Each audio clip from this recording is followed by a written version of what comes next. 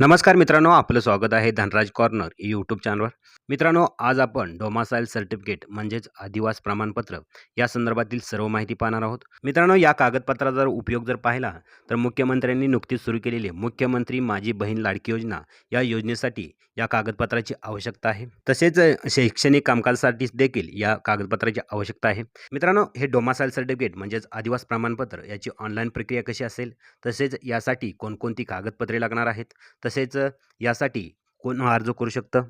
तसेच मित्रांनो, यामध्ये जर पाहिलं तर यासाठी फी किती आहे, ही सर्व माहिती आज आपण या व्हिडिओमधून पाहणार आहोत. तरी चॅनलवर नवीन आला असाल तर चॅनलला सबस्क्राईब करून ठेवा. असेच नवनवीन व्हिडिओ आणि अपडेट आपण घेऊन येत असतो. चला तर मग व्हिडिओ सुरू करूया. मित्रांनो, सर्वप्रथम आपल्याला आपले सरकार .mahaonline.gov.in या वेबसाईटवर यायचं आहे. वेबसाईटची लिंक आपल्याला डिस्क्रिप्शन बॉक्समध्ये दिली आहे. मित्रांनो, यामध्ये या वेबसाईटवर आल्यानंतर आपण यामध्ये पाहू शकता, नवीन यूजर म्हणजे नवीन अर्जदार असतील यासाठी नवीन यूजर येथे नोंदणी करा यावरती क्लिक करायचं आहे. नवीन यूजर नोंदणी करा यावरती क्लिक करायचं आहे. मित्रांनो, त्यानंतर आपल्याला दोन पर्याय दिसतील, पर्याय 1 आणि पर्याय 2. तर मित्रांनो, यामध्ये सर्वप्रथम पर्याय 1च हा सिलेक्ट करा. त्यानंतर एक एक नंबर पर्याय सिलेक्ट केल्यानंतर यामध्ये आपल्याला सर्वप्रथम आपला जिल्हा यामध्ये सिलेक्ट करा. ज्या जिल्ह्यातून आपण हेच प्रमाणपत्र काढणार आहोत तो जिल्हा यामध्ये सिलेक्ट करा. त्यानंतर भ्रमणध्वनी क्रमांक म्हणजेच आपला मोबाईल क्रमांक यामध्ये टाका. त्यानंतर OTP पाठवा यावरती क्लिक करायचं आहे. मित्रांनो, जो OTP आलेला असेल तो OTP यामध्ये वन टाईम पासवर्ड यामध्ये तो OTP टाकून घ्यायचा आहे. त्यानंतर युजर नेम हे यामध्ये युजर नेम टाकून घ्यायचा आहे. तर मित्रांनो, यामध्ये युजर नेम जर असेल तर बरोबर आहे. मित्रांनो, यामध्ये युजर नेम चेक करण्यासाठी चेक युजर नेम जर यामध्ये क्लिक करायचं आहे. यामध्ये ऑलरेडी एक्झिस्ट असेल तर आपण दुसरं यामध्ये युजर नेम टाकू शकता. यामध्ये युजर नेम टाकून घ्या. त्यानंतर युजर नेम टाकल्यानंतर आपल्याला यामध्ये खाली आपण पाहू शकता, यामध्ये you can use this user name, तर आपण हे युजर नेम वापरू शकता. तर मित्रांनो, त्यानंतर पासवर्ड टाकायचा आहे. पासवर्ड आपला यामध्ये टाकून घ्या. त्यानंतर कन्फर्म पासवर्ड म्हणजे जो पासवर्ड टाकलेला आहे तोच पासवर्ड यामध्ये टाकून घ्यायचा आहे. त्यानंतर पूर्ण नाव, आपले जे पूर्ण नाव आहे, जो कोण अर्जदार करणार आहे त्याचे पूर्ण नाव टाकून घ्या. त्यानंतर टॅब दाबल्यानंतर पूर्ण नाव मराठीमध्ये येईल. त्यानंतर जन्मतारीख टाका. यामध्ये जन्मतारीख टाकल्यानंतर वय हे ऑटोमॅटिकली येऊन जाईल. मित्रांनो, त्यानंतर मला मान्य आहे यावरती क्लिक करून नोंदणी करा यावरती क्लिक करायचं आहे. मित्रांनो, यामध्ये मी ऑलरेडी रजिस्ट्रेशन केलं आहे म्हणजे नोंदणी केलेली आहे, त्यासाठी मी इथं मागे यावरती क्लिक करतो. मित्रांनो, त्यानंतर आपण यामध्ये पाहिलं तर युजर नेम आणि पासवर्ड हे आपण लक्षात ठेवायचे आहेत आणि तोच युजर नेम पासवर्ड यामध्ये टाकून त्यानंतर इथं कॅप्चा कोड जो आहे तो यामध्ये टाकून घ्यायचा आहे. मित्रांनो, हा कॅप्चा कोड सर्व कॅपिटलमध्ये आहे, तर कॅपिटलमध्ये हा कॅप्चा कोड भरून घ्या. त्यानंतर आपला जिल्हा निवडा. जो आपण नोंदणी करताना जो जिल्हा सिलेक्ट केला तोच जिल्हा यामध्ये टाका आणि लॉग इन यावरती क्लिक करायचं आहे. मित्रांनो, लॉग इन यावरती क्लिक केल्यानंतर यामध्ये सर्वप्रथम आपण डाव्या कोपऱ्यामध्ये एक आपल्याला बार दिसेल. यामध्ये सर्वप्रथम महसूल विभाग यामध्ये सिलेक्ट करायचा आहे. आपण पाहू शकता महसूल विभाग यावरती क्लिक करायचं आहे. त्यानंतर उपविभाग येईल. उपविभागमध्ये महसूल सेवा यावरती क्लिक करायचं आहे. त्यानंतर मित्रांनो, यामध्ये जर पाहिलं तर आपल्याला डोमासाईल सर्टिफिकेट हे काढायचं आहे. तर यासाठी आपण यामध्ये पाहू शकतो, यामध्ये सर्व कागदपत्रे आहेत. नॉन क्रिमिनल आहे, उत्पन्नाचा दाखला, जातीचा दाखला, अल्पभूधारक दाखला. मित्रांनो, यावरती आपण एक व्हिडिओ घेऊन येणार आहोत. जसं जे सर्व कागदपत्रांचे आपण एक व्हिडिओ घेऊन येणार आहोत. त्यानंतर यामध्ये आदिवास प्रमाणपत्र यावरती क्लिक करून पुढे जा यावरती क्लिक करायचं आहे. त्यानंतर मित्रांनो, यामध्ये डाव्या कोपऱ्यात परत एकदा दिसेल, त्यामध्ये सर्व्हिस लिस्ट यावरती क्लिक करायचं आहे. आपण पाहू शकता डॅशबोर्ड आणि सर्व्हिस लिस्ट असे दोन ऑप्शन दिसत आहेत. त्यामध्ये सर्व्हिस लिस्ट यामध्ये क्लिक करा. त्यानंतर यामध्ये वय, राष्ट्रीयत्व आणि आदिवास प्रमाणपत्र हे कुठं आहे यावर 1 नंबरलाच आहे. आपण पाहू शकता यामध्ये वय, राष्ट्रीयत्व आणि आदिवास प्रमाणपत्र यामध्ये पाहू शकता, यामध्ये 1 नंबरला आहे. यावरती क्लिक करायचं आहे. यावरती क्लिक केल्यानंतर मित्रांनो, यामध्ये आवश्यक असणारी कागदपत्रे ही पूर्ण यादी आलेली आहे.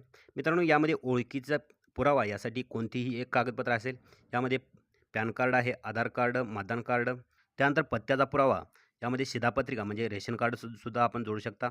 इतर दस्तऐवजमध्ये आपण शिधापत्रिका देखील जोडू शकता. त्यानंतर मित्रांनो, यामध्ये पुढे जर पाहिलं वयाचा पुरावा, त्यासाठी शाळेचे बोनाफाईड असेल, शाळा सोडल्याचा दाखला ही यामध्ये आपण जोडायचे आहेत.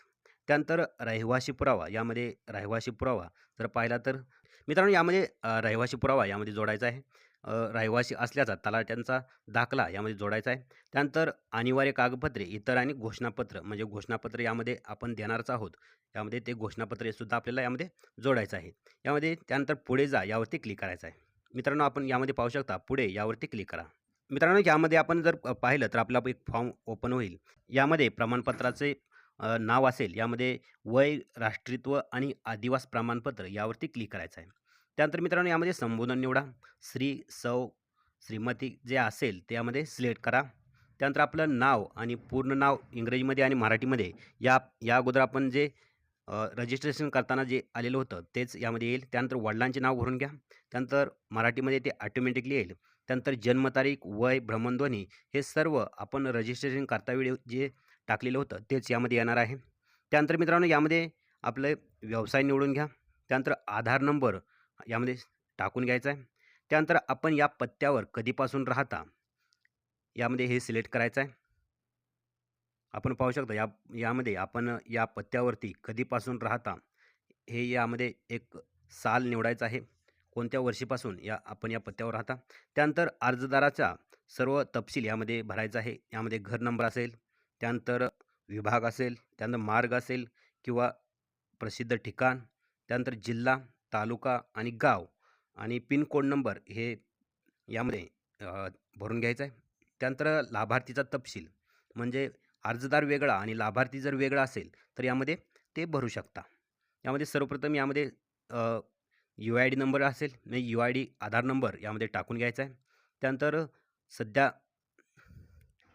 आपण या पत्त्यावर कधीपासून राहता, तसेच अर्जदार महाराष्ट्रातील किमान 15 वर्ष आवश्यक आहे.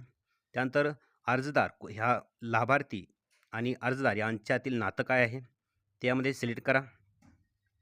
जर स्वतः असेल तर यामध्ये स्वतःसुद्धा करू शकता. म्हणजे स्वतःसाठी जर प्रमाणपत्र काढत असाल तर स्वतः यावरती सुद्धा क्लिक करू शकता.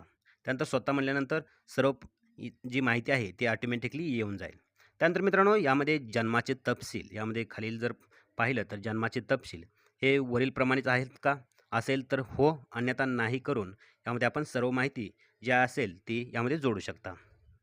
त्यानंतर मित्रांनो लाभार्थीची शैक्षणिक पात्रता यामध्ये शैक्षणिक पात्रता जर आपण शाळा सोडल्याचा दाखला जर यामध्ये जोडत असाल तर शैक्षणिक पात्रता हे सुद्धा जोडणं आवश्यक आहे. तो कोणत्या शाळेत होता याची सर्व माहिती आहे. त्यानंतर प्रवेश वर्ष किती आहे, त्यानंतर सोडल्याचे वर्ष यामध्ये किती आहे ते सिलेक्ट करायचं आहे आणि शैक्षणिक ठिकाण यामध्ये सिलेक्ट करून ॲड यावरती क्लिक करायचं आहे. मित्रांनो ही सर्व माहिती भरल्यानंतर ॲड यावरती क्लिक करा. ॲड यावरती क्लिक केल्यानंतर मित्रांनो यामध्ये जर पाहिलं तर अर्जदार इतर राज्यातून स्थलांतरित झालेला आहे का? असेल तर हो, अन्यथा नाही. त्यानंतर अर्जदार इतर जिल्ह्यातील शैक्षणिक योजनेच्या लाभार्थीसाठी पात्र आहे का? असेल तर हो, अन्यथा नाही. मित्रांनो यामध्ये प्रमाणपत्र करण्याची तपशील यामध्ये सर्वप्रथम भरून घेऊन समावेश करा यावरती क्लिक करायचं आहे. मित्रांनो सर्व माहिती भरल्यानंतर समावेश करा यावरती क्लिक करायचं आहे. मित्रांनो आपण पाहू शकता ही स्टेप परत एकदा करता येणार नाही. यासाठी आपल्याला सर्व माहिती परत एकदा तपासून घ्यायची आहे. जर माहिती योग्य असेल तर समावेश करा यावरती क्लिक करायचं आहे. मित्रांनो यामध्ये आपल्याला अर्ज क्रमांक येईल आणि यामध्ये अर्ज क्रमांक असेल आणि आपल्याला यामध्ये आता कागदपत्र जोडणं आवश्यक आहे. त्यानंतर ओके करून यामध्ये आपल्याला फोटो जोडायचा आहे आणि फोटोची साईज पाहू शकता आपण यामध्ये 160 पिक्सल रुंदी आणि 220 पिक्सल ही उंची आहे. यासाठी इथं क्रॉप टूलचा सुद्धा दिलेला आहे. यामध्ये आपण ही इमेज क्रॉप करू शकता. तर मित्रांनो यामधील या इमेजची सर्व माहिती यामध्ये देण्यात आलेली आहे. तर मित्रांनो यामध्ये ओळखीचा पुरावा यामध्ये एक कागदपत्र जोडणं आवश्यक आहे. त्यासाठी आधार कार्ड यावरती क्लिक करून अपलोड फाईल यावरती क्लिक करायचं आणि चूज फाईल यावरती क्लिक केल्यानंतर आपल्याला गॅलरीमध्ये घेऊन जाईल आणि तिथून आपण ही फाईल निवडायची आहे. त्यानंतर पत्त्याचा पुरावा यासाठी आपण शिधापत्रिका म्हणजे रेशन कार्ड यामध्ये अपलोड करू शकता. त्यानंतर इतर दस्तऐवज आपण यामध्ये जर पाहिलं तर इतर दस्तऐवज कमीत कमी एक आहे. यामध्ये सुद्धा आपण रेशन कार्ड म्हणजे शिधापत्रिका यामध्ये सिलेक्ट करून अपलोड करू शकता. त्यानंतर मित्रांनो यामध्ये वयाचा पुरावा यासाठी बोनाफाईड सर्टिफिकेट किंवा शाळा सोडल्याचे प्रमाणपत्र म्हणजे शाळा सोडल्याचा दाखला यामध्ये जोडणं आवश्यक आहे. यामधील कोणतंही एक असेल तरीही चालेल. त्यानंतर अपलोड फाईल आणि चूज फाईल यावरती क्लिक करून हे आपण अपलोड करू शकता. त्यानंतर रहिवासी पुरावा यामध्ये रहिवासी असल्याचा तलाठी यांचा पुरावा असेल. त्यानंतर रहिवासी पुराव्यासाठी ग्रामसेवक यांचाही पुरावा चालेल. तर मित्रांनो यामधील कोणतंही एक सिलेक्ट करून यामध्ये अपलोड करू शकता. यामध्ये अपलोड हे फाईल करू शकता. त्यानंतर मित्रांनो जर अनिवार्य कागदपत्र जर पाहिलं तर इतरमध्ये आपण UID म्हणजेच आधार कार्ड जोडणं गरजेचं आहे. त्यानंतर घोषणापत्र. यामध्ये मित्रांनो खाली आहे घोषणापत्र. यामध्ये क्लिक करून आपण हे घोषणापत्र पाहू शकता. यामध्ये अर्जदाराचा फोटो असेल, तसेच अर्जदाराचे नाव, तसेच यांचे वडिलांचे नाव, मुलगा की मुलगी, वय, आधार नंबर, त्यानंतर व्यवसाय कोणता आहे आणि राहणार गावाचे नाव, ही सर्व माहिती भरून वरती एक फोटो लावून खाली सही करणं आवश्यक आहे. मित्रांनो हे प्रमाणपत्र अगोदर आपण डाउनलोड करून घ्या. त्यानंतर याची प्रिंट काढून यामध्ये ही सर्व माहिती भरून घ्या. त्यानंतर अर्जदाराची सही, अर्जदाराचे नाव आणि दिनांक असे यामध्ये आहे. मित्रांनो हे घोषणापत्र हे मराठीमध्ये देखील आहे आणि इंग्रजीमध्ये देखील आहे. याची आपण प्रिंट काढून हे आपण अपलोड करून घेणं गरजेचं आहे. मित्रांनो यामध्ये घोषणापत्रसुद्धा यामध्ये अपलोड करून घ्या. यामध्ये अपलोड फाईल करून यामध्ये जे घोषणापत्र दिले आहे त्याची प्रिंट काढून ते सर्व लिहून याचा फोटो किंवा स्कॅन करून आपण हे अपलोड डॉक्युमेंट यावरती क्लिक करायचं आहे. मित्रांनो ही सर्व कागदपत्र अपलोड केल्यानंतर अपलोड डॉक्युमेंट यावरती क्लिक करायचं आहे. मित्रांनो अपलोड डॉक्युमेंट यावरती आपण क्लिक करायचं आहे. त्यामध्ये पाहू शकता एक आपलं राहिलं आहे, म्हणजेच घोषणापत्र अपलोड करायचं राहिलं आहे. तर घोषणापत्र आपण अपलोड करून घेऊ. मित्रांनो घोषणापत्र अपलोड केल्यानंतर यामध्ये आपण अपलोड डॉक्युमेंट यावरती क्लिक करायचं आहे. मित्रांनो इतर कागदपत्रामध्ये आपण आधार कार्ड देखील यामध्ये जोडू शकता. त्यानंतर अपलोड डॉक्युमेंट यावरती क्लिक करायचं आहे. मित्रांनो ही सर्व कागदपत्र भरल्यानंतर अपलोड डॉक्युमेंट यावरती क्लिक करा. सर्व कागदपत्र अपलोड केल्यानंतरच ही प्रोसेस करायची आहे. मित्रांनो यामध्ये जर पाहिलं तर आपल्यासाठी शुल्क भरा, म्हणजे आपल्यासाठी यामध्ये फी भरायची आहे. त्यानंतर ओके करा. मित्रांनो यामध्ये जर फी पाहिली तर फक्त ₹33.60 इतकी फी आहे आणि सर्व फी आपल्याला ऑनलाईन भरायची आहे. त्यानंतर मित्रांनो यामध्ये जर पाहिलं पुष्टी करा यावरती क्लिक करायचं आहे. पुष्टी करा यामध्ये क्लिक केल्यानंतर यामध्ये आपल्याला नेट बँकिंग यावरती क्लिक करायचं आहे. त्यानंतर गव्हर्नमेंट इंडिया ऑल बँक्स यावरती क्लिक करायचं आहे.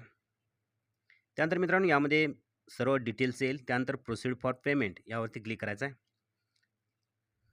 मित्रांनो यामध्ये आपल्याला QR कोडने आपल्याला पेमेंट करायचं आहे. त्यामुळे QR कोड, त्यानंतर भीम UPI आणि त्यानंतर गेट पेमेंट यावरती क्लिक करायचं आहे. मित्रांनो यानंतर आपल्याला QR कोड येईल. तो QR कोड आपण फोनपे, Google Pay, Paytm याने स्कॅन करून हा आपण पेमेंट करू शकता. मित्रांनो ₹33.60 हे पेमेंट आहे.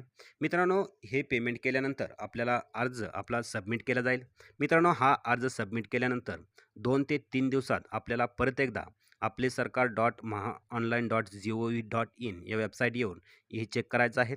तर मित्रांनो 2 ते 3 दिवसात हे आपल्याला प्रमाणपत्र मिळून जाईल. तसेच आपल्याला मोबाईल नंबरवर याचे मेसेजही येतील.